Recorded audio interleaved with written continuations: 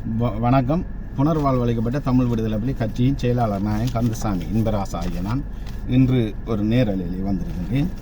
இந்த நேரலையானது புலம்பெயர்ந்த தேசத்தில் இருக்கிற மக்கள் போராளிகள், தாயத்தில் இருக்கிற மக்கள் போராளிகள் அனைவரும் இதை விளங்கிக் கொள்ள வேண்டிய தேவை இருக்குது. உண்மையில் இதை தட்டிவிட்டு போயிடாமல் நிச்சயமாக எங்களுடைய வரலாறை கொச்சப்படுத்தும் மூலமாக தாயத்திலே புலத்திலே செயல்பட்டால் இவ்வாறு தான் நிலைமை.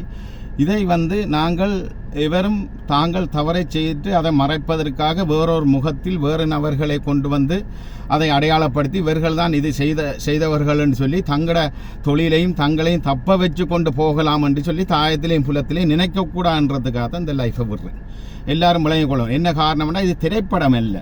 திரைப்படமாக இருந்தால் இது சினிமாவில் தான் அப்படி. இப்போ இன்னொரு ஆள் கொலை செய்கிறது வில்லன்ற தலைமையில் இன்னொரு ஆளை கொண்டு பொலிசில் கொண்டு சினிமாவில் அவர் பிடிபடுறது, பிணையில் வாரது, மெயின் வில்லன் வெளியில் இருப்பார். அதே மாதிரி இப்போ தாயத்திலையும் நடக்குது. கஞ்சா கடத்துறாங்க, குடுக்கடத்துறாங்க, ஆக்களை கொலை செய்கிறாங்க.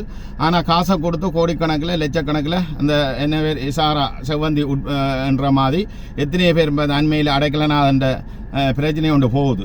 அப்போ கொலை கேஸ் போகுது. அவரோட இருந்தாலும் தூக்கு போட்டு கொண்டிருக்கு. அவரோட கதைச்சதுக்கு அப்புறம் தூக்கு போட்டிருக்கு. அவர் விரட்டினதுக்கு அப்புறம் தூக்கு போட்டிருக்கு. அப்போ உலக காலம் அவன் சாகாமல் இருந்தோன்னு இப்போ சாகிறான்டா இவற்றை அச்சுறுத்தல் இந்த கொலைக்கு செல்வம் அடைக்கலனாக தான் காரணம்ன்றதை உலகத்துக்கு காட்டிட்டு போயிருக்குது. ஆனால் அந்த கொலையில் பெரிய மர்மம் இருக்குது. அது ஒரு புறம் இருக்கட்டும். செல்வம் அடைக்கலனா அதே மாதிரி தம்ப இந்தியா சினிமா துறையை சேர்ந்த படம் மாதிரி இப்போ ஸ்ரீலங்காவிலையும் இலங்கையிலையும் எமது தாய நிலப்பரப்புலையும் வந்திருக்குது. உண்மையில் அன்பார்ந்த மக்கள், புலம்பெயர்ந்த மக்கள் விளைய கொள்ளணும். நம்ம வீடியோக்குள்ளே வாங்கோ, இதை பாருங்க, எல்லாருக்கும் ஆகணுங்க. எங்களோட மக்கள் அனைவரும் பார்க்கணும். என்ற தாயத்திலிருந்து உறுதியாக, உண்மையாக, நேர்த்தியாக இன்று வரை எவர் என்ன நினைச்சிட்டு போய்கொண்டே இருக்கட்டும். என்ன சொன்னேன், இங்கிருந்து மேலே காலிலிருந்து மேலே வரைக்கும் தலையால் தட்டி கழுவி கொண்டு போவோம் என்னன்னு சொன்னேன். ஆனால் நான் உறுதியாக, உண்மையாக, நேர்த்தியாக, விசுவாசமாக இன்று வரைக்கும் மாவீரர்களுக்கு விசுவாசமாகவும், போராளிகளுக்கு விசுவாசமாகவும், எங்களோட மக்களுக்கு விசுவாசமாகவும், எங்களோட மண்ணுக்கு விசுவாசமாகவும், எங்களோட தேசிய தலைவருக்கு விசுவாசமாகவும் உண்டாக்கி இருக்கிறோம். இதுதான் உண்மை. உண்மை ஜெயிக்கும். உண்மை ஒரு காலம் அழியாது. இது இதே சுத்திலிருந்து வர்றதப்பா. இது நடிப்புக்கு வராது. நடிப்புக்கு போய் உண்மை வராது. இது என்னது? எத்தனையோ விஷயத்தை நான் காதில் கேட்குறேன். புலம்பெயர்ந்த விடுதலை புலிகள் சம்பந்தமாக ஏற்றுக்கொள்ளாதவங்க என்னை பற்றி கதைக்கிற கதைகளை. சரி, அது ஒரு புறம் இருக்கட்டும்.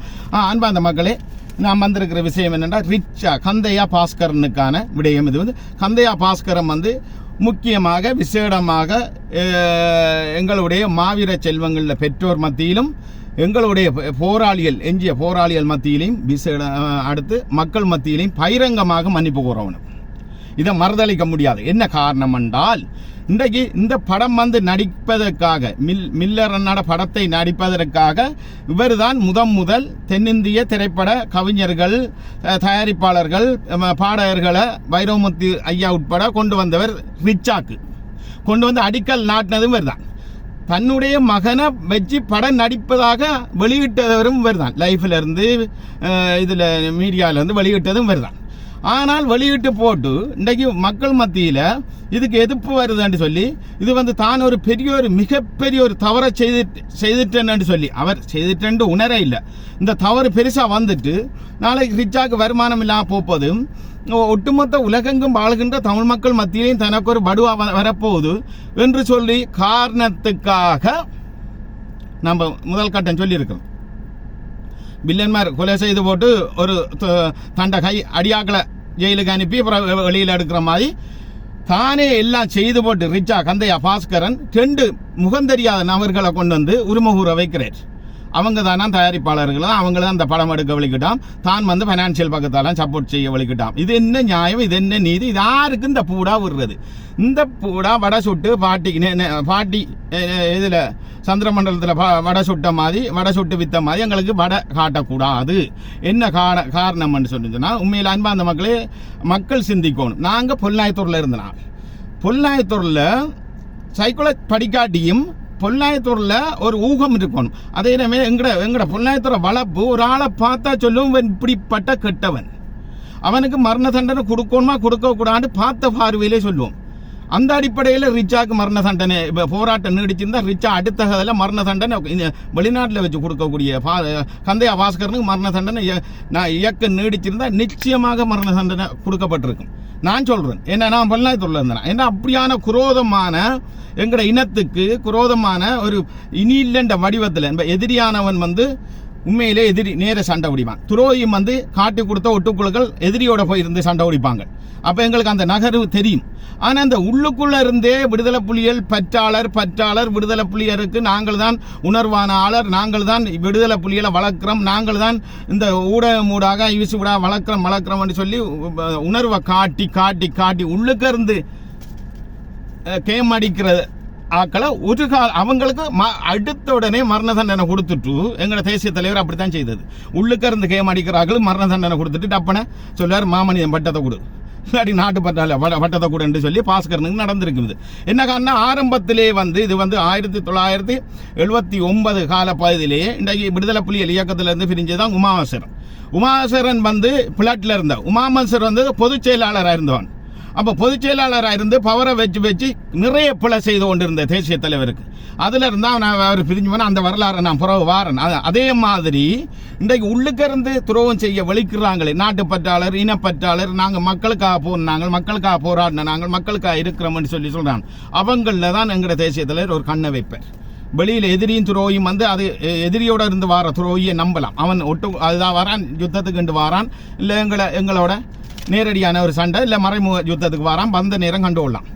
ஆனால் எங்களோடைய கூட இருந்து எங்களோட மக்களை வித்து பிழைக்கிறவங்களை இனப்பற்று ஒரு காலம் நம்பல. அந்த வகையில் கந்தையா பாஸ்கரன் அவர்களே உங்களுக்காக தான் இந்த லைவ் இந்த நேரில் இது எங்களோட இதய சுத்தியான எங்களோட போராளிகளின் பலிகள். இதை நீங்கள் ஏற்றுக்கொள்ளணும், நீங்கள் பொறுப்பு கூறணும். நீங்கள் தென்னிந்திய திரைத்துறையைச் சேர்ந்த கவிஞர்கள், கலைஞர்கள், இயக்குனர்கள், எங்களோட பாடகர் வைரமுத்தையா கவிஞர் உட்பட கூட்டி உங்களோட மகனை எல்லாம் அறிமுகப்படுத்தினீர்கள். ஃபுட்பால் படத்துக்காக மில்லர் அண்ணாட பேரை வச்சு நாங்கள் படம் தயாரிக்கப்புறம் ரிக்ஷாவில் ஆட்டம் பாட்டம் கூத்து கும்மாளம் எல்லாம் செய்து நீங்கள் அறிமுகப்படுத்தினீர்கள். இந்த இவ்வளவு பிரச்சனை எதிர்ப்பு வந்தது பிறகு எங்கேயே தெரியாத முகம் தெரியாத 2 ஆயுள் கைதிமாய் 2 பேரை கொண்டு வந்துட்டு சொல்றீங்க இவங்க தான் இதுக்கு ஒழுங்கு செய்தாங்கள்டு. அப்ப நீங்க என்ன நினைச்சு கொண்டிருக்கிறீங்க? ரிச்சா போன்றவர்கள் கந்தையா பாஸ்கரன் அவர்களை இன்பராசா கேட்கிறேன், விடுதலை புலி வீரன் கேட்கிறேன். செய்யல செத்து மடி, நாங்கள்லாம் செத்திருந்தா நீங்க இதே உங்களுக்கு பெரிய பிரச்சனை. எங்கட எதிர்ப்பு தான் கூட உங்களுக்கு இந்த படத்தை நிப்பாட்டுறதுக்கு விடுதலை புலி. நாங்கள் இந்தியாவில் ஆராய்ச்சி கதை கொண்டுமே எல்லாம் கழிச்சிட்டோம். இந்தியா திரைத்துறையை சேர்ந்தவங்கள்ட்டையும் கழிச்சிட்டோம், சினிமா துறையை சேர்ந்தவங்கள்ட்டையும் நாங்கள் கழிச்சிட்டோம்.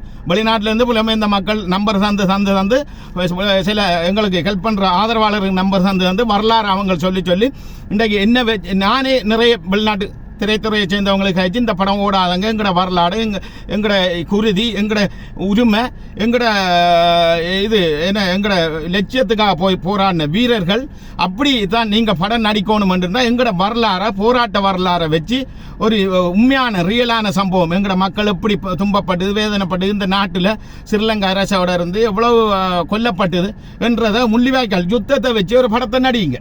நடிச்சாத ஒரு தமிழ் மக்களுக்கு ஒரு சாதகமாக இருக்கணும், சனால் போகமாயி வெளியிடணும். நீங்கள் வெளியிட்டு அது ஒரு ரீச் ஆகும், ஓடும். அதை விட்டுட்டு எங்கட தியாகங்கள் கரும்புலியல்ல தியாகங்கள் தெரியுமா? என்ன கொள்கைக்காக போய் வீரச்சாவடைஞ்சார்கள் என்று தெரியுமா? என்ன கொள்கைக்காக போய் வீரச்சாவு அடைஞ்சவர்கள் கந்தையா பாஸ்கரன் தெரியுமா? உண்மையா கந்தையா பாஸ்கரன் அவர்களே உங்களிடம் கேட்கின்றேன், மரியாதையாக கேட்கின்றேன், உரிமையோட கேட்கின்றேன், உண்மையை கேட்கின்றேன். ஒரு கரும்புலி அல்ல தியாகம் என்னன்னு தெரியுமா? நீர் தானே அடிப்படையிலேருந்து பிஸ்னஸ் மேன் சொல்கிறாய், சின்ன 5 வயசுலேருந்து பிஸ்னஸ் மேன். உனக்கு கட்டசு ஆட்டை கடிச்சு மாட்டை கடிச்சு எங்கட கரும்புலியிலே பிஸ்னஸ் செய்ய வந்திருக்கிறேன். கரும்புலியில் தியாகத்தில் வரலாறு தெரியுமா? அந்த பாட்டு ஒன்று வருது, எனக்கு ஞாபகத்தில் வருது இல்லை, அந்த 1-2 பேருக்குள்ளே உறங்கு உண்மைகள் என்று சொல்லி அந்த கரும்புலியில் பாட்டு, அந்த பாட்டை கேட்க தலை சுற்றுது. அந்த பாட்டை கேளுங்க, இங்கே புல்ல அரிச்சு கொண்டு வருது. 1-2 பேருக்குள்ளே உறங்கு உண்மைகள் என்று சொல்லி அந்த கரும்புலியில் பாட்டை அதை ஃபுல்லாக அதை எழுதி போட்டு தான் நாங்கள் படிக்கணும். அதை கூட அந்த பாட்டை கேட்டு பாருங்க, கரும்புலியில் உணர்வு கரும்புலி என்ற சும்மா விளையாட்டா? எந்த நாட்டில் இப்படி ஒரு கரும்புலி படம் இருந்தது? இப்படி சூசைட் படம் வெளிப்படையாக வச்சிருந்த இந்த நாட்டில் சொல்லுங்க. எங்களோட தேசிய தலைவர் என்ன? அந்த அடிப்படையில் அன்பார்ந்த உறவான மக்களே, உண்மையிலே இவர் பகிரங்கமாக மன்னிப்பு கூறணும். இவர் தானே இந்த மில்லர் திரைப்படத்தை ஒழுங்குபடுத்தி தயாரித்து இவர் தான் இயக்குனர், இவர் தான் தயாரிப்பாளர் கந்தையா பாஸ்கரன். கடைசியாக இதுக்கு எதிர்ப்பு வருதுன்னு சொல்ல இவர் வேற முகம் தெரியாத 2 பேரை கொண்டு உரிமை கூற விட்டுருக்கிறார். இதை ஒரு காலம் ஏற்றுக்கொள்ள பொருள். இவர் எந்த எந்த இதில் இவர் இதை ஏற்றுக்கொண்டு தான் பாவஸ்பொருள் சொல்றார். நிச்சயமாக கந்தையா பாஸ்கரன் அவர்களே, நீங்கள் பகிரங்கமாக ஊடக நீங்கள் செய்த தவறை ஏற்றுக்கொண்டு இவ்வாறான தவறு இனிமேல் நடைபெறாது என்று சொல்லிக்கொண்டு நிச்சயமாக ஒட்டுமொத்த தமிழ் மக்கள் மத்தியிலேயும் விசேடமாக மாவீரர் போராளிகளையும் அதில் அவங்க மத்தியிலையும் அவங்களோட பேரையும் சூட்டி நீங்கள் பகிரங்க மன்னிப்பு கேட்க விட்டால் அன்பார்ந்த மக்களே, புலம்பெயர்ந்த மக்களே, தாயக மக்களே, போராளிகளே, நிச்சயமாக கந்தையா பாஸ்கரன் ரிச்சாக்கு முன்னுக்கு வாங்க. இந்த 30 இன்றைக்கு 12 இன்றைக்கு 12 சரியோ? அப்போ 12 13 அப்போ இன்றைக்கு 13 இந்த மாதம் 30 கந்தையா பாஸ்கரன் அவர்களுக்கு கட்டளையிடுறேன், எச்சரிக்கின்றேன். நீங்கள் ஊடக நிச்சயமாக நீங்கள் இந்த இதை கேட்காவிட்டால்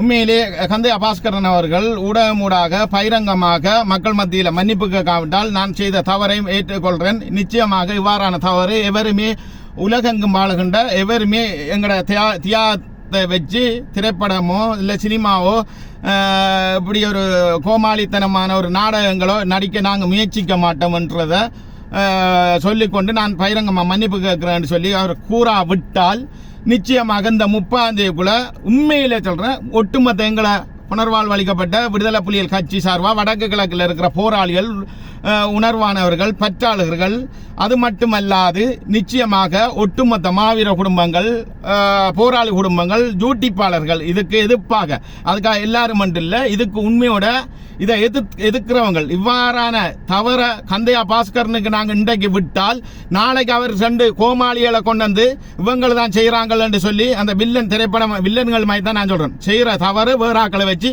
காசு இருக்குத்தானே, காசு இருந்தால் இதையும் செய்துட்டு போகலாம் என்று இவர் நினைக்கிறார். அந்த விளையாட்டு எங்கள்கிட்ட வாயாது, புலிகள்கிட்ட வாயாலும் மக்கள்கிட்டையும் வாயாது. நாங்கள் எல்லா நரிகளையும் பார்த்து வந்தவர்கள். எனவே இவர் இதை பகிரங்கமாக மன்னிப்பு கூறாவிட்டால் அனைத்து ஜூட்டிப்பாளர்களும் இன்றைக்கு ஒரு ஜூட்டிப்பாளர் படியன் இந்த பிரச்சனையை முன்னுக்கு சொன்னபடி அவனுக்கு என்ன ஜக்கச்சில் பழையில் இருக்கிற பொலிசு 2-3 அழைப்புதல் இட்டு, ஆனால் பொலிசு அங்கே இருக்கிற பொலிசு நீதியா நேர்மையா உண்மையாக கதைச்சிருக்கிறான். சரி நீங்கள் பார்த்து செய்யுங்க, பிடிச்சிங்க. ஏன்னா அவனுக்கு உண்மையாக விளங்குது. புலம்பெயர்ந்த மக்களில் காசை கொள்ளையடிச்சு விடுதலை புலிகளில் காசை உண்டியல் செய்கிறான் கொள்ளையடிச்சு கடந்த அரசாங்கம் மஹிந்த ராஜபக்ச இருந்த அரசாங்கத்துக்கு ஊடாக காணி லேண்டுகள் எடுத்து அவங்களுக்கு கோடிக்கணக்கில் காசை கொடுத்து மஹிந்த ரணில் மைத்திலியாக்கள் இருக்க கொடுத்து இன்றைக்கு இப்படி ஒரு முதலீடை போட்டு இவர் செயல்படுத்துகின்றார் என்று பொலிசில் இந்த இலங்கை அரசாங்கம் ஆட்சியாளருக்கும் தெரியும். அதால இன்றைக்கு ரிச்சாக்கு இவ்வளவு பிரச்சனை வந்தாலும் அவங்க பேசாம தான் இருப்பாங்க. நாங்கள் சொல்றோம், உங்களுக்கு சட்ட ரீதியான நடவடிக்கை, சட்ட ரீதியான ஆர்ப்பாட்டம் தான் நாங்கள் கண்டனம் தான் செய்ய போறோம். சட்டத்துக்கு மீறி உங்களுக்கு உள்ளுக்குள்ள பூந்து அத்துமீறி எதையும் செய்ய மாட்டோம். நாங்கள் உங்களோட ரிச்சா வாசல்ல இருந்து ஒட்டுமொத்த போராளிகளும் மக்களும் அதுல நின்று இந்த 30 வாசப்படாமட்டா உலகத்துக்கு காட்டப்புறம் இவருக்கு எதிராக ஒரு கண்டன பேரணி உண்டு. வேற ரிச்சா வாசல் இருக்கு. இனிமேல் வெளிநாட்டில் இருந்து வர மக்கள், டூரிஸ்ட் வரவங்களோ இந்த ரிச்சாக்கு இக்காரணம் கொண்டு வரக்கூடாது. இவன் ஒரு பிசினஸ் மேன், எங்கட போராட்டத்தை வித்து பிழைக்க வந்திருக்கிறான். இன்றைக்கு தான் செய்த தவறை மறைச்சு கொண்டு தண்ட புள்ளையே படம் எடுக்கன்னு சொல்லி எல்லாம் ஒழுங்கு செய்து தென்னிந்திய திரைப்பட தயாரிப்பாளர்களை கூப்பிட்டு அடிக்கல் நாட்டி தானே எல்லாம் செய்து போட்டு இப்போ இந்த பிரச்சனைக்கு எதிர்ப்பு வருதுன்னு சொல்லக்க எங்கேயே முகம் தெரியாத 2 கைதிகளை கொண்டு விட்டு அவங்கள உரிமை கூற விடுறான். அப்ப இதை நாங்க கேட்டுக்கொண்டிருக்கிறதுக்கு கீழக்கிருக்கங்கள் இல்லை. நாங்க முட்டாளுகளும் இல்லை. நீங்க என்ன விடுதலை புலிகள் போராளிகள் உண்மையா ரிச்சா பாஸ்கரன் கந்தையா பாஸ்கரன் உன்னிட்ட கேட்கிறேன். போராளிகள்னா மந்தைகளா? நாங்கள் போராளிகள் இராணுவத்துறையா இருக்கலாம், அரசியல் துறையா இருக்கலாம், காவல்துறையா இருக்கலாம், நீதி நிர்வாகமா இருக்கலாம், புலனாய்வுத்துறையா இருக்கலாம், கரும்புலிகளா இருக்கலாம், கடப்புலிகளா இருக்கலாம். அதுக்கு மேல 1000 படைகள் இருக்கு. படைய புலனாய்வு அது இது எல்லாரும் சண்டையும் படித்தவர்கள், பழகினவர், தேசியத்தில் பழகினவர், புலனாய்வு ரீதியாக பழகினவர், மக்களோட எப்படி பழகணும் என்று பழகினவர், மக்கள் எதிர்க்கிற மக்களுக்கு எப்படி கதைக்கணும் என்று பழக்கினவர். அதே மாதிரி அன்பா இருக்கிற மக்களுக்கு எப்படி அனுசரணையோட அன்பா கருணை காட்டி கதைக்கணும் என்று பழக்கினவர். அடிக்க வரவனுக்கு எப்படி அடிக்கணும் என்று காட்டினவர். அதே மாதிரி எதிர்ப்பா இருக்கிற அதிகாரமா எங்கட உரிமையை எடுத்து பிஸ்னஸ் செய்கிறவனுக்கு எப்படி கதைக்கணும்னு தலைவர் பழகித்தான் போனவர். அதுக்காக நினைக்க கூட இன்பராசா ஆவசமாக கதைக்குது, வார்த்தை பிரயோகங்களை பிள்ளையாக கதைக்குது என்றெல்லாம் நிறைய விஷயங்கள் நினைக்கலாம். ஆனால் இன்றைக்கு என்ன விட விடுதலை புலி ஒரு போராளி வீரனை விட ஒரு பொள்ளாயத்தூரில் இருந்த போராளி நான் 20 வருஷம் என்ன விட பார்லமெண்ட் எம்பிகளை பாருங்க படித்தவங்க. நீங்கள் இன்றைக்கு எங்களில் பிள்ளை பிடிக்கக்கூடாது. நாங்கள் இன்றைக்கும் வார்த்தைகள் ஒரு வார்த்தை 2 வார்த்தை தான் விஷமத்தில் பேசுவோம்.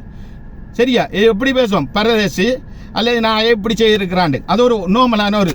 ஆனால் இன்றைக்கு படித்த முட்டாள் டாக்டராக இருக்கிற பைத்தியம் பிடிக்கிற அர்ஜுனோட வார்த்தையை பாருங்க. தங்கத்தில் ஜூரின் எடுத்து தலையில் தொழியும் கண்டுவான், தங்கத்தோட இப்படி கண்டுவான். அப்புறம் அங்கே போயிட்டு யாழ்ப்பாணத்தில் முழுக்க எங்களோட தமிழ் இளைஞர் ஜோதி எல்லாம் போதவஸ்டுக்கும் செக்ஸுக்கும் அடிமண்டுவான். அதை விட பார்லமெண்டத்தில் இன்றைக்கு ஒரு பார்லமெண்ட் உறுப்பினரை பார்த்து செம்மறி நாயே என்றான் இளங்கோவனுக்கு. அப்போ இவருக்கு தான் இல்லை. அப்போ அதை மட்டும் இல்லை, ஏன் எத்தனையோ பார்லமெண்ட் உறுப்பினர்கள் வார்த்தைகள் கேவலமாக பேசுகிறாங்க, கேட்டால் படித்தவர்கள் என்றாங்க. ஆனால் அதுக்கு அப்பால 100க்கு 1% தான் நாங்கள் வார்த்தை பிரிவுங்களை அடாபடாண்டு கதைக்கிறோம். என்னென்னா எங்கிட்ட துவக்கு இல்லை. எங்கிட்ட துவக்கு இருந்தால் தலைவர் சொன்ன மாதிரி நாங்கள் செய்வோம், அடாபடாண்டு கதைக்க மாட்டோம். பார்த்து இப்படி எங்கட வாயால் தீப்பறி வரைகிற மாதிரி வசனங்களும் வராது. என்னென்ன சாதிச்சு போட்டுருமே. எங்கிட்ட துவாக்கு இருந்தது, ஆழ்பலம் இருந்தது, பணவலம் இருந்தது, எல்லா பலவும் இருக்கக்குள்ள அண்ணன் இருந்தவர் பார்த்து கொண்டவர். இப்போ அண்ணன் இருக்கிறார் உயிரோட, இல்லையன்று இல்லை. ஆனால் நாங்கள் எங்கிட்ட ஆயுத பலம் இல்லை, ஆழ்பலம் இல்லை, பணபலம் இல்லை. தீப்பறியா வார்த்தையெல்லாம் உங்களுக்கு கதைக்கலாம். ஆனவடியாத்தான் நான் இதை சுட்டி காட்டி கதைக்கிறேன். நிச்சயமாக நீங்கள் மக்கள் புரிஞ்சு கொள்ளணும் என்னென்றால் எங்கட ஆவசம், எங்கட வெறுப்பு, விரக்தி, எங்கட கோபம் என்ற எங்கட தியாகத்தில் ஏறி நின்று பிஸ்னஸ் செய்ய வலிக்கிறவனுக்கு தான் இந்த இது. கந்தையா பாஸ்கரனுக்கு நாங்கள் எடுக்கிற கண்டன பேரணி அவர்கிட்ட ரிச்சா வாசலில் நின்று அது எத்தனை நாளாக இருந்தாலும் அவர் பகிரங்கமாக அதில் வச்சு அவர் இப்போ இந்த 30ஆம் தேதிக்குள்ள கந்தையா பாஸ்கரன் அவர்கள் தான் செய்த தவறுக்கு பகிரங்கமாக மன்னிப்பு கோரா விட்டால் நிச்சயமாக இந்த 30ஆம் தேதி கடைசி டைம் 30ஆம் தேதிக்குள்ள அவர் கோரணும். இல்லையாவிட்டால் ஒட்டுமொத்த போராளிகள் நான் சொன்ன மாதிரி அத்தனை பேரும் ரிச்சா வாசல் அடிக்குவாங்க. நான் பாருன் உங்களுக்கு 30ஆம் தேதி என்றால் உங்களுக்கு 28ஆம் தேதி என்னோட எல்லாரும் தொடர்பு கொள்ளுங்க. என்ற நம்பருக்கு மெசஞ்சர் கூட எல்லாரும். அதே மாதிரி நாங்கள் முதல் கட்டம் 10 பேர் அவரதுக்கு போயிடுவோம். எங்கடா போனதுக்கு பிறகு அதிலிருந்து நாங்கள் லைஃப் விடுவோம், யூடியூப் விடுவோம். அதே மாதிரி நான் போகல 4 ஊடகவியலாளர் கூட்டிக் கொண்டு தான் நான் போவேன். ஊடகவியலாளருக்கு போய் அதில் வச்சு ரிச்சாக்கு முன்னுக்கு வச்சு போட்டி விடுவேன். ரிச்சா பாஸ்கரன் வழியில் வரணும், பயிரங்க மன்னிப்பு கோரணும். ஏன்னா உன்னுடைய மகனை வச்சு தான் நீ படம் நடிக்க வலிக்கிட்டேன். நீ தான் தென்னிந்திய திரையை சேர்ந்தவர்கள் அவ்வளவு பேரையும் கொண்டு வந்து ரிச்சாவில் சாப்பாடு கொடுத்து விருந்து விமர்சனம் செய்து எல்லாத்தையும் காட்டி இந்த படத்துக்குரிய முடல் தயாரிப்பாளர் கதையாசு எல்லாம் நீ தான் உன்னை மகனை வச்சு உழைக்க வலிக்கிட்டது. கடைசியாக வந்து 2 பேரை கொண்டு வேற எங்கே இருந்து 2 பேரை கொண்டு முடிச்சு எங்களை முட்டாளாக்க விளைக்கிறாய். இந்த உனக்கு அடிக்கிற அரசியல் ரீதியாக, ஜனநாயக ரீதியாக, சட்ட ரீதியாக, நாங்கள் மக்கள் ரீதியாக தார அழுத்தத்தால் எவருமே நினைச்சு பார்க்க கூடாது. விடுதலை புலிகள் உரிமையை விடுதலை புலிகள் தான் அதை கொண்டு வரணும், அந்த வரலாறு. ஆனவடியா நீங்க பிசினஸ் செய்து கொண்டு போறதுக்கு எவருமே நினைச்சு பார்க்க கூடாது என்ற அளவுக்கு நிச்சயம் நடக்கும். நிச்சயமாக கந்தையா பாஸ்கரன் அவர்களே இதோட ஒன்ற ரிச்சா டவுன். இது நிஜமாக உறுதியாக உண்மையாக நடக்கும். புலமைந்த மக்கள் இன்றைக்கும் சொல்லிக் கொண்டிருக்கின்றார்கள். இன்பராசா இவர் பயிரங்கம் மன்னிப்பு கோராவிட்டால் இந்த லைஃபை விடு, நாங்கள் ஆக்கள் ஒத்துழைப்பு தாரம், முழு பெருந்தாரம், அவ்வளவு போராளிகளை அனுப்புகிறோம், அவரதுக்கு போங்க, மக்களை அனுப்புகிறோம், மாவீர குடும்பத்தை அனுப்புகிறோம். அவரதுக்கு போய் அவருக்கு பகிரங்கமாக மன்னிப்பு கோரும் வரைக்கும் அவர் கண்டன பேரணி செய்யுங்க. சட்ட ரீதியாக எங்களோட உரிமையை இவர் கொச்சப்படுத்த வலிக்கிட்டவர். இப்போ வேறு ஆக்களை கொண்டு வந்து இவர் இப்படி செய்து கொண்டு மீண்டும் மீண்டும் இவ்வாறான தவறை செய்து கொண்டு போகிறதுக்கு ஆளாகிறார். அப்போ இவ்வாறான தவறை மீண்டும் மீண்டும் செய்து கொண்டு போகிறதுக்காக தான் இவர் இப்படி மறைச்சு கொண்டு வாரார் என்று சொல்லிக்கொண்டு, உண்மையில் அன்பார்ந்த மக்களே, இதான் உங்களுக்கு கடைசி முதலமாக நீங்கள் இந்த ரிச்சாவில் அங்கே போகிற விருந்து வருஷம் நாங்கள் வெளிநாட்டிலேருந்து வர ஊருசோ அவங்களுக்கும் விளங்கி கொள்ளணும். நாங்கள் இந்த 30ஆம் தேதிக்கு பிறகு இவருக்கு எதிராக இவர் பகிரங்க மன்னிப்பு கோராவிட்டால் மில்லர் திரைப்படம் நடிக்க வலிக்கிட்டது நானே. என்னுடைய மகனை வச்சு பேரை சுட்டி இதை திரைக்கதை வசனம் எல்லாம் எடுத்து தென்னிந்திய சினிமா துறையைச் சேர்ந்தவர்கள், கலைஞர்கள், பாடகர்கள், வைரமுத்து ஐயா உட்பட எல்லாரையும் கொண்டு வந்து கௌரவிச்சு இதை செயல்படுத்த வழிகிட்டது கந்தையா பாஸ்கரன் ஆகிய நானே. எனவே அன்பார்ந்த மக்களே, நான் இவ்வாறான ஒரு தவறை விட்டுட்டேன்.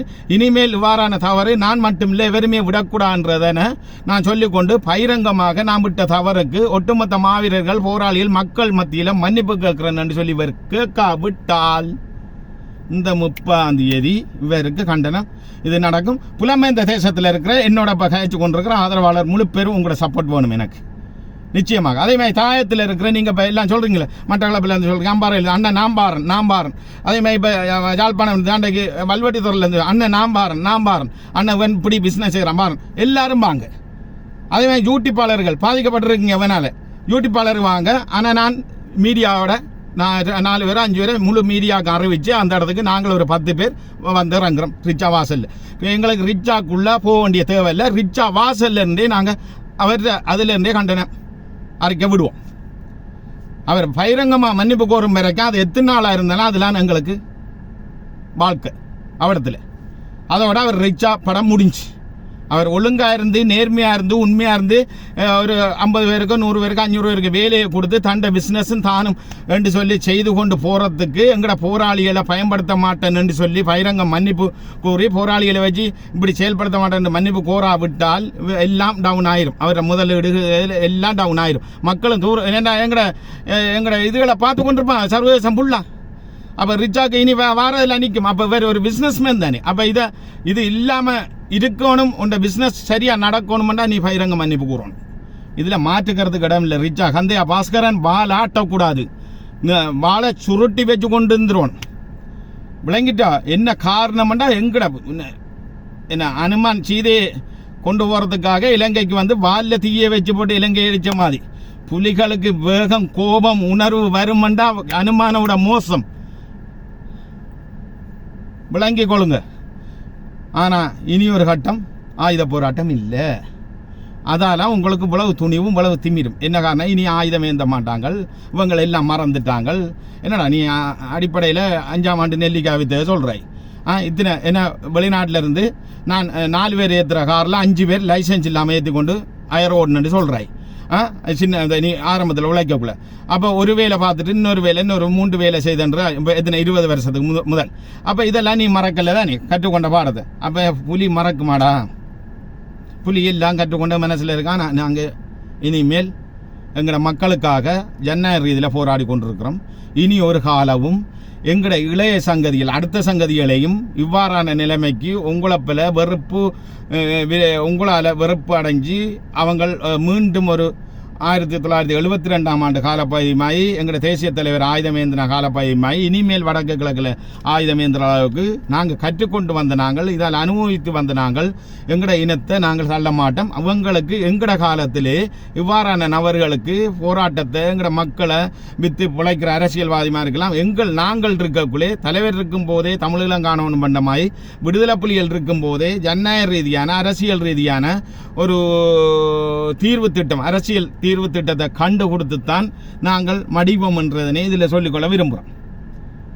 விளங்கிட்டா நாங்கள் ஒன்றையும் மறக்கல. கற்றுக்கொண்ட பாடம் அத்தனை இதுவும் எங்களோட மனசில் ஆழமாக பதிஞ்சிருக்குது என்று சொல்லிக்கொண்டு அன்பார்ந்த உறவுகளை புலம்பெயர்ந்த மக்கள் அனுசரணை நீங்கள் இப்போ என்னோட கழிச்சு கொண்டிருக்கிறார்கள்லாம் விளங்கிக் கொள்ளுங்கள். நிச்சயமாக நாங்கள் இந்த 30ஆம் தேதி ரிச்சா பாஸ்கரனுக்கு எதிராக நாங்கள் எங்களோட விடுதலை புலிகள் கட்சி ஊடாக 10 பேர் அந்த இடத்துல போய் நின்று நாங்கள் ஒரு கண்டன பேரணி செய்கிறதுக்கு அதிலிருந்து ஊடகங்களை நாங்கள் கூட்டிகிட்டு போகிறோம், கொண்டு போய் செய்கிறதுக்காக இருக்கிறோம். என்று அவர் பகிரங்க மன்னிப்பு கோரணும் என்றால் தான் இந்த திரைப்பட செய்கிறதுக்காக ஒழுங்கு செய்தனா நானே பாவஸ் போடுறேன், நானே மன்னிப்பு கேட்குறேன் என்று சொல்லணும். முகம் தெரியாத 2 பேரை கொண்டு வந்து எங்களோட மக்களையும் போராளிகளையும் எங்களோட மக்களை காலாகாலம் ஏமாத்துற அரசியல்வாதிமாய் இவனும் ஏமாற்ற விளைக்கிறார். கந்தையா பாஸ்கரன் அவர்களை ஏமாற்ற விளைக்கிறார். எனவே இதுக்கு நாங்கள் ஒரு காலம் இடம் அளிக்க மாட்டோம் என்று சொல்லிக்கொண்டு நிச்சயமாக இதை கேட்குற இந்த நேரலையை பார்க்குறார்கள், இந்த லைஃப்பை பார்க்குறார்கள், நிச்சயமாக அப்படியே ஷேர் பண்ணுங்க, எல்லாருக்கும் அனுப்புங்க. உங்களோட கருத்துக்கள் கொமெண்ட்களை போடுங்க. இன்றைக்கு எனக்கு வருது 300-400 கொமெண்ட் வருது. அப்போ கொமெண்ட் வரக்கு அதில் 5 பேர் 10 பேர் கேவலமாக கேட்குறான், தேவையாக கேட்குறான். அவங்களுக்கு அந்த 5-10 பேருக்கும் நான் கதைக்க வேண்டிய தேவையில்லை. இன்றைக்கு ரஜினி சொல்கிற சொல்கிற மாதிரி ஒரு தவளை ஏறுதண்டா கிணத்துக்கு இருந்து பல தவளை சொல்லும், பாம்பு கடிக்கும், பூச்சி கடிக்கும், நரி கடிக்கும்னு சொல்லி. காது கேட்காம ஏறின தவளை மேலே வந்தது, கேட்ட தவளை முழுக்க கீழே போனது. அதே மாதிரி ஒரு நீர் ஓடுமண்டா வளைஞ்சு ஓடும். நீரில் வந்து பல பேர் விஜய் சொல்கிற மாதிரி கல் எடுத்து எறிவாங்க. அந்த கல்லுக்கு பயத்தில் நாங்கள் இருக்க நீர் ஓடுற மாதிரி நாங்கள் ஓடிக்கொண்டே இருக்கணும். ஒருவன் நீரை பார்த்து ரசிப்பான், ஒருவன் நீரில் வந்து என்ன செய்யலாம கவிதை எழுதுவான். அதே மாதிரி நீர் எப்படி போகுதோ அவ்வாறு அந்த இதுக்கு ஏற்ற மாதிரி ஒருவன் போய் கொண்டிருப்பான். அதே மாதிரி நாங்களும் போய் கொண்டிருக்கணும். அப்போ கல்லெறிகிறான்னு சொல்லிவிட்டு நாங்கள் பார்த்து கொண்டு நிற்கக்கூடாது. அதே மாதிரி அந்த தவறாக குமன் எழுதுகிறாங்க, அவங்களுக்கு விளங்கிக் கொள்ளணும். என்ன காரணம்னா, நாங்கள் இப்போ சொல்ல வர விஷயம் நீங்கள் சொல்கிறீங்க கந்தையா பாஸ்கரன் இப்படி வந்தையில் அதுதான் நான் சொல்ல வந்தேன். கந்தையா பாஸ்கரன் இவ்வாறு பலம் படைத்து ஒரு செல்வந்தராக இத்தனை பேருக்கு வேலை கொடுத்து வர்றது எங்களுக்கு புறாமையாம், எரிச்சல்ல சொல்கிறோமா. ஆனால் இவ்வளவு நாள் எரிச்சல் பட்டனாங்களா, புறாமப்பட்டனாங்களா? கந்தையா பாஸ்கரனை போல இத்தனை பேர் எங்களோட பணத்தில் இருக்கிறாங்க. இத்தனை அரசியல்வாதி மாதிரி இன்றைக்கு 20 வருஷம் அரசியல் செய்து கொண்டு இத்தனை பொம்பளையில் சேட்டை விட்டு கொண்டு இப்போ அடைக்கல மாதிரி வெளியில் வருது. 15 வருஷமாக ஒரு பொம்பளையை வச்சிருந்தேன், 15 வயதுலேருந்து வச்சிருந்திருக்காரு செல்வம் அடைக்கல நான். அப்போ இப்போ அதே மாதிரி இப்போ எல்லா அரசியல்வாதி மாதிரியும் நீங்கள் நினைக்கிறீங்களா? கொழும்புல அதே இன்றைக்கு வந்த முழு அரசியல்வாதி மாதிரி எங்கடா குடும்பம் இருக்குது. இன்றைக்கு தென்னிந்திய கொழும்புல பிறந்து வளர்ந்தாண்டா கஜேந்திரகுமார் பொன்னம்பலம் அடுத்த லைஃப் அவருக்கு இருக்குது. அவங்களோட பரம்பரை முழுக்க என்ன கொழும்புல பிறந்து வளர்ந்து. ஆனால் மனுஷி பிள்ளைகள் சொத்து எல்லாம் அங்கே புறவேண்ட இங்கே வந்து வடக்கில் அரசியல் செய்கிறாங்க. அவங்க தெற்கிலே அரசியல் செய்ய வேண்டியதானேடா. அப்படியெல்லாம் நாங்கள் என்ன மக்களை ஏமாத்துறோமா? இல்லையேடா. அப்போ எல்லாரும் சிந்திக்கணும். என்னன்னு சொன்னால் நாங்கள் எரிச்சல் இவங்களெல்லாம் இன்றைக்கு வந்து எங்களோட உரிமையை வச்சுக்கொண்டு பார்லமெண்டம் போகிறாங்க. அப்போ நாங்கள் உண்மையாக போராடின நாங்கள் அதுக்கு நாங்கள் எரிச்சல் படல. என்னென்றா கந்தையா பாஸ்கரனுக்கு எரிச்சல் படுற இவ்வளவு நாள் எரிச்சல் பட்டோமா? நாங்கள் சொன்னது விடுதலை புலிகள் எங்களோட மில்லர் அண்ணாட பெயரை தவித்துக் கொள்ளுவோம். எங்கட போராட்டத்தை விற்காத, கரும்புலிகள தியாகம் அளப்பெரியது, அதை ஒரு நாளும் கொச்சப்படுத்தாத, மாவீரர்கள தியாகத்தை கொச்சப்படுத்தாது நாங்கள் சொன்னால் அது எரிச்சலா? அது புறாமையா? பிள்ளையா குமன் எழுகிறவங்களுக்கு சொல்லிக்கொள்ள விரும்புகிறேன். நீங்கள் பிள்ளையா குமன் எழுகிற அத்தனை பேரும் கந்தையா பாஸ்கரன் எடுபுடி விளங்கிட்டா, கந்தையா பாஸ்கரன் எலும்பு துண்டு விளங்கிட்டா. அதை விளங்கி கொண்டு அன்பார்ந்த இதில் குமன் எழுதுகிறார்கள் அத்தனை பேரும் விளங்கி கொள்ளுங்க. எனக்கு இதில் இப்போ 100 பேர் எழுதுக்க 10 பேர் பிள்ளையா எழுதுகிறான்டா. அது அந்த 10 பேர் வந்து உண்மையில் கந்தையா பாஸ்கரன் எடுபடி அவன் எலும்பு துண்டுக்கு வாழாடுறான். நாங்கள் கந்தையா பாஸ்கரனுக்கு இல்லை எரிச்சலும் படலை புறாமையும் படல. கந்தையா பாஸ்கரன் இப்போ கேட்குறேன். கந்தையா பாஸ்கரன் உனக்கு நாங்கள் என்ன எரிச்சல் படுறோம்? எரிச்சல் பட்டு என்ன செய்கிறோம்? நீ செய்த தவற நீங்கள் பகிரங்கமாக மன்னிப்பு கூறணும். ஏன்னா நீ செய்த மிகப்பெரிய ஒரு தவறு. எங்களோட கரும்புலி முதல் கரும்புலியை தியாகம் செய்ய வழி என்ன பிஸ்னஸ் செய்ய வழிகிட்டு இருக்காய். உண்ட மகனுக்கு பேர் சுட்டி படம் நடிக்க வழிகிட்டு இருக்காய். அப்போ அது பெரிய ஒரு தவறு, மன்னிக்க முடியாத தவறு. அதைத்தான் வாபஸ் சொல்கிறோம். வேறு நீ செய்கிற பிஸ்னஸ் அதெல்லாம் செய்து கொண்டு போ. அதுக்கு எங்களுக்கு இது இல்லை. நீ 1000 பேருக்கு வேலை கொடுத்தாலும் இருக்கு, 1,00,000 பேருக்கு வேலை கொடுத்தாலும் எங்களுக்கு அதில் அங்கே ரிஜல்ட் படையும் இல்லை. எங்களுக்கு தேவையும் இல்லை. அது இன்றைக்கு உங்களோட கையில் இருக்குது, நாளைக்கு எங்களோட கையில் இருக்கும். இன்னும் 5 வருஷத்தில் எங்களோட கையில் நிலவு மாறிடும். அதைத்தான் நான் சொல்லிக்கொள்ள விரும்புகிறேன். சொல்லிக்கொண்டு அன்பார்ந்த உறவுகளை மீண்டும் சொல்லிக்கொள்ள விரும்புகிறேன். கந்தையா பாஸ்கரன் அவர்கள் இந்த 30ஆம் தேதிக்குள்ள பகிரங்க மன்னிப்பு கோரணும். தான் இதுக்கு இந்த திரைப்படம் நடிப்பதற்காக சகல ஒழுங்கு செய்து தென்னிந்திய திரைத்துறையைச் சேர்ந்தவர்கள் அனைவரையும் கலைஞர்கள், பாடகர்கள், வைரமுத்தையா உட்பட கொண்டு வந்து கௌரவிச்சு அடிக்கல் நட்டினது. ஆனால் அதை நான் தான் என்னுடைய ரிச்சாவில் வச்சு தான் இப்படி நடந்தது. இந்த ரிச்சாவில் வச்சு நான் பகிரங்கமாக ஊடக சந்திப்பு செய்து இதை வாபஸ் போடுறேன், பகிரங்க மன்னிப்பு கோர்றேன். மாவீரர்கள், போராளிகள், மக்கள் மத்தியில் இனிமேல் இவ்வாறான தவிர நான் என் பக்கத்தில் வராது. என்னுடைய பிசினஸ் என்னுடைய தொழிலையும் செய்ய விடுங்க என்று சொல்லி அவர் மன்னிப்பு கேட்க விட்டால் இந்த 30ஆம் தேதி அத்தனை பேருமாங்க. நாங்கள் ஒரு ஊடகங்களுக்கு நாம் 28ஆம் தேதி எல்லாரும் அறிவிச்சுட்டு என்னுடைய ஒரு 2 ஊடகங்களை கூட்டிக் கொண்டு நாங்கள் ஒரு 10 பேர் அதில் போய் இறங்கி ரிச்சா வாசலில் நின்று நாங்கள் கண்டன பேரணியை இவருக்கு எதிரான ஒரு கண்டன அறிக்கையை விடுவோம். அதை கேட்டு ஒட்டுமொத்த வடக்கு கிழக்கில் இருக்கிற அத்தனை பேரும் வந்து சேருங்க. ஆனால் புலம்பெயர்ந்த தேசத்தில் இருக்கிற போராளிகள், ஒரு உணர்வான ஆக்கள், இப்போ நீங்கள் கதைச்சு கொண்டிருக்கிற அத்தனை பேரும் சப்போர்ட் செய்யுங்க. எல்லாருக்கையும் சொல்லி வைங்க, இப்படி ஒரு சம்பவம் நடக்க அந்த இடத்துக்கு போகணும். ஏண்டா இது வந்து எங்களோட தியாகம். இதில் தான் எங்களுக்கு எங்களோட ஒற்றுமை என்று இருக்குது. இனிமேல் எங்களோட வீரத்தை, எங்களோட தியாகங்களை வித்து பிழைக்கிறவங்களுக்கு இது ஒரு பாடமாக இருக்கணும், இது ஒரு அடியாக இருக்கணும் என்று சொல்லிக்கொண்டு இதிலிருந்து விடைபெறுகிறேன். நன்றி, வணக்கம்.